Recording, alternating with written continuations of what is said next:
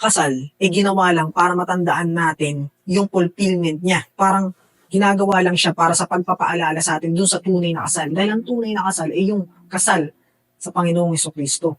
Dahil kung babasahin mo ang Biblia, ilang beses binanggit sa mga talinhaga sa Biblia na ikasal tayo sa Panginoong Jesucristo. Ito yung piging sa kordero, kasal sa kordero ng Diyos. Sinabi din ni Paul, Apostle Paul, na para siyang isang dalaga na nag-labor ng child's pain.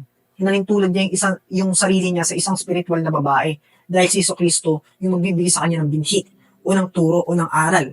At yung mapapangaral niya na yun na binhi, yung mga maniniwala sa kanya, yung magiging anak nila sa spiritual. Eh hindi yung 144,000, sila yung magiging babae na papakasalan ng Holy Spirit, bibigyan ng binhi, sila yung spiritual na babae, ayun yung magiging kasal. Tapos yung mga matuturuan ng 144,000 maniniwala sa kanila, yun yung great multitude na galing sa ibang wika, ibang lahi, ibang mga nasyon o bansa. Sila yung magiging anak sa spiritual. At sila maliligtas din sila dahil natanggap din nila yung tunay na aral o tunay na turo.